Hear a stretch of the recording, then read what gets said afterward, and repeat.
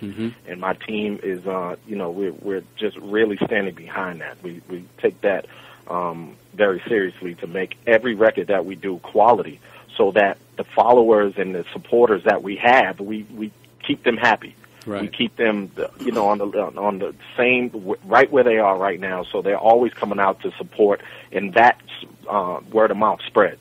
It spreads. It's a movement, because where we are now, like you said, it's like a conveyor belt. It's cookie cutter. Yeah. It's the same thing. And a lot of execs. That's why the record industry is changing in such a way, because it's all, people just don't want to take chances anymore. It's not like it was back in the day. People used to be like, even radio. I love this record. I'm going to play this. I don't care how many followers they do have or don't have on Twitter. I don't care this and that, and how many times they tweet a day or put a Facebook post. We love this record, and we're going to put it on. You know what I'm saying? That's the way there was pioneers back in the day. Okay. So there's not a lot of those left. So it's all people that's just following this one this formula, and it's conveyor belt, cookie cutter, microwave type of music. And, a lot of artists such as myself, Anthony Hamilton, Anthony David, Eric Benet, we're just making good music, and people are going to follow. So I don't look at myself as trying to, I've gotten a lot of record contract offers. If you change up your style, we can do this. I'm like, if I'm making music and I'm not happy doing it, then what's the point? So Exactly. It's going to show in my music, and a lot of my supporters will know it, so I wouldn't be happy with myself. And if it gets to that point and I'm not enjoying it, I'm going to jump out. I'm going to jump out of the industry. So, Noel, you say you started off singing in the church, right?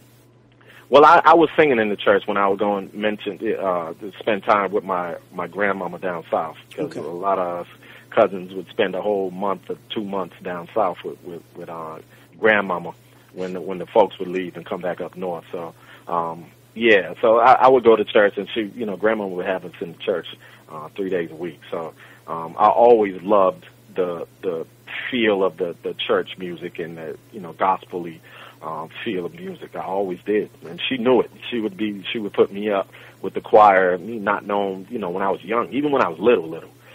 So I always moved to that type of music. It was just that, it was that feel, those chordal progressions and the harmonies and the voices. Okay. I still think to this day that those are most gifted singers on the planet, the gospel and spiritual singers. So there's something about it. Were you discovered in the church, or explain to our listeners out there who discovered you and when you felt like you was discovered? Who discovered me? Really, it's hard to say that, because I really started going hard at it when I was in high school. Okay. Just got into high school. I was a freshman in high school. That I was really going hard at it. 98, 99, somewhere around that, and we just started going. I just started singing and went into hiding to try to get my voice to where I wanted it to be, because I'm a perfectionist. I'm a Virgo, so I'm a perfectionist. I want to have things as close to perfect as they could be.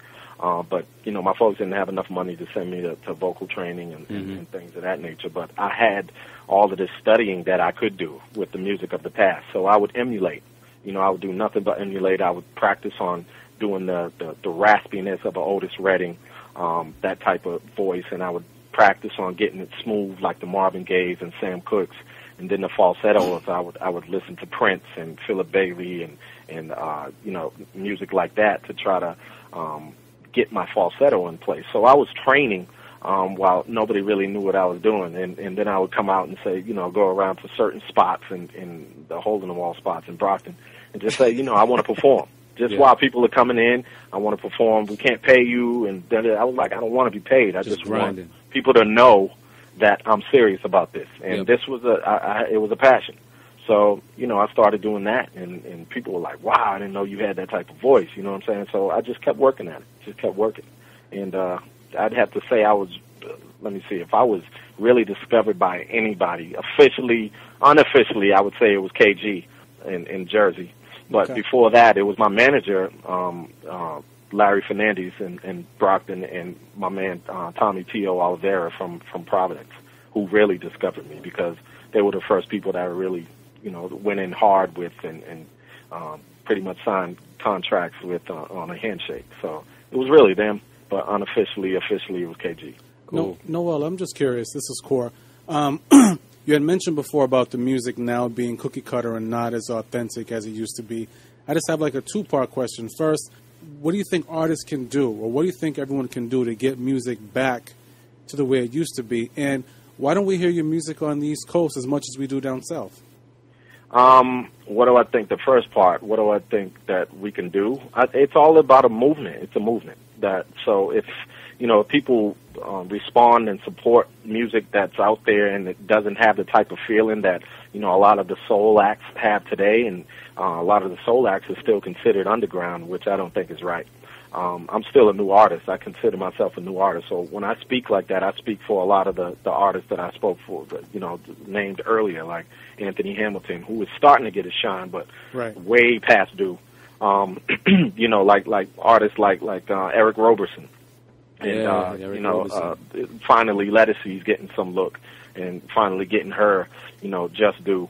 But Joe should have been, much bigger than he is by now. Like, just those type of artists that's been out there and giving you great music for years and years.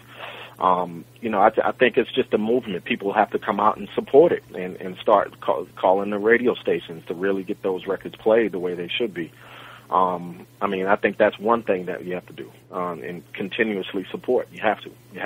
It's almost the same type of thing as the first part. It's just, it's that movement and people really going out and supporting it. If people are only getting love for certain music, that are lyrically speaking, are condescending to women, and they just come out for that music. It's crazy that music is everywhere. There's disrespectful things being said about women and all of this stuff, and you got little girls reciting it word for word, and that's on the radio.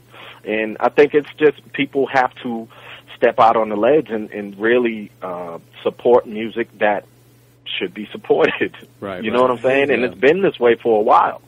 It really has, and hopefully it's getting better. But it takes strides, and just like they say, people say things are going to get worse before they get better. But it's been pretty bad for a while. True, but we'll see. So speaking of the good music, can you tell folks what's the current project that you're working on? Your new album. What's the album name? What people can expect from this upcoming album of yours, and how does it differ from what you released in the past? Well, the new project is going to be coming out after the first of the year. It's going to be coming out in the first quarter, and it's going to be titled City Heart Southern Soul. I'm working with a lot of the producers and writers that I worked with on my first two projects. So I wanted to pull together everybody that I was working with. I worked with, for this one, mainly I worked with my man Marcellus Dawson. They call him Hands. He was working within the whole Divine Mill and KG camp for a while. And I've been working with him out of Atlanta. We've been putting most of the album down. I'm working with Rio. Producer has worked with a whole lot of folks in the industry. Working with the heavyweights as well. Courtney Harrell, who wrote on the second album, the last album, Fresh the Definition.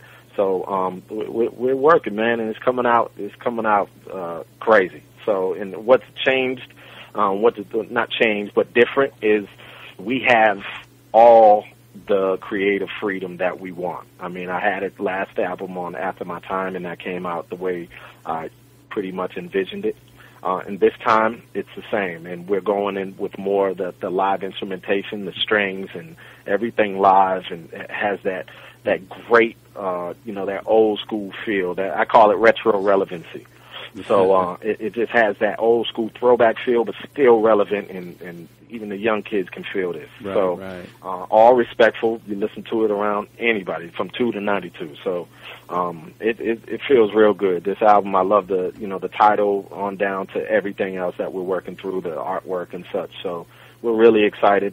And, we have a lot of other folks coming out to work with us, too. Mr. Brian Culbertson, who I'm featuring on his latest record, which is the single off of his album Dreams, which is called You're My Music. So that's been climbing the charts, and it's very highly looked after on iTunes as well. So we're working with a lot of folks, man, and just making the best music that we know how.